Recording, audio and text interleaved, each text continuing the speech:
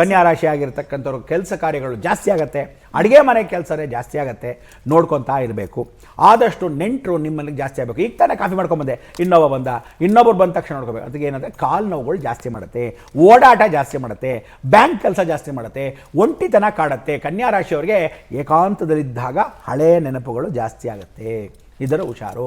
ಮದುವೆ ಆಗದೇ ಇರತಕ್ಕಂಥ ಹೆಂಗಸರು ಅಕಸ್ಮಾತ್ ಕನ್ಯಾ ರಾಶಿಯಲ್ಲಿದ್ದರೆ ಅವರಿಗೆ ವಿವಾಹಕ್ಕೆ ಅವಕಾಶಗಳು ಆಗಬಹುದು.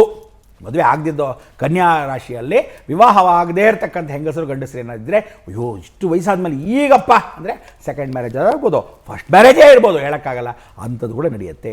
ನಿಮಗೆ ಮಕ್ಕಳಿಲ್ಲದೆ ಇರತಕ್ಕಂಥ ಸಂತಾನ ಯೋಗವನ್ನು ಈಗ ಪ್ರಾರಂಭಿಸುವ ಅನುಗ್ರಹವನ್ನು ಸಿದ್ಧಿ ಅಂದರೆ ಕನ್ಯಾ ರಾಶಿಯಲ್ಲಿ ಯಾರೋ ಹೊಸದಾಗಿ ಮದುವೆ ಆಗಿದ್ದರೆ ಅವರಿಗೆ ಸಂತಾನಾಭಿವೃದ್ಧಿ, ಹೆಣ್ಣು ಮಕ್ಕಳಾಗುವ ಅವಕಾಶಗಳು ಜಾಸ್ತಿ ಇರುತ್ತೆ. ಗಂಡಾದರೂ ಹೆಣ್ಣಾದರೂ ಕ್ಷೇಮ ಯೋಗವಾಗಿರಲಿ, ತಲೆ ಕೆಡಿಸ್ಕೋಬೇಡಿ. ಯೋಗಕ್ಷೇಮ ಮಹಾಮ್ಯಹಂ. ಅದಾದ ಮೇಲೆ ನೀವುಗಳು ಪರಿಪೂರ್ಣತೆ ಗುದದ್ವಾರ ಅನುಗ್ರಹ ಗುಪ್ತದಂಗಗಳನ್ನು ನೋಡ್ಕೋಬೇಕು. ಯಾರು ಕನ್ಯಾ ರಾಶಿಯಲ್ಲಿ ಗುಪ್ತಾಂಗಗಳು, ಸಿಸ್ಟ್ ಪ್ರಾಬ್ಲಮ್ಸ್ ಇರ್ಬೋದು, ಆಪ್ರೇಷನ್ಸ್ ಆಗ್ಬೋದು, ಅಥವಾ ಗರ್ಭಕೋಶ ತೆಗೆದುಹಾಕುವಂಥ ಅವಕಾಶಗಳಿರ್ಬೋದು, ಹೊಕ್ಕಳು ಪ್ರಾಬ್ಲಮ್ ನೋಡ್ಕೋಬೋದು. ಗೊತ್ತಿಲ್ಲದೆ ಹಳೇ ರೋಗ ಹೊಟ್ಟೆ ಒಳಗಿರೋದು, ಸ್ಟೋನ್ಸ್ ಇದೆಯಂತೆ ನಂಗೆ ಗೊತ್ತೇ ಇಲ್ಲ, ಕಿಡ್ನಿ ಸ್ಟೋನ್ಸು, ಯೂರಿನಲ್ಲಿ ಸ್ಟೋನ್ಸ್ ಇರ್ಬಿಟ್ಟಿರುತ್ತೆ ಗೊತ್ತೇ ಇಲ್ವಂತೆ, ಹಾರ್ಟ್ ಹೋಳೈತಂತೆ ಗೊತ್ತೇ ಇಲ್ವಂತೆ, ಅಂದರೆ ಈ ಥರದ ಹಳೇ ರೋಗ ಈಗ ಎತ್ತಾಕೋ ಅವಕಾಶಗಳಿರುತ್ತೆ. ಸೊ ಒಂದು ಜನರಲ್ ಚೆಕಪ್ಪು ಕನ್ಯಾ ರಾಶಿಯವ್ರಿಗೆ ಉತ್ತಮ.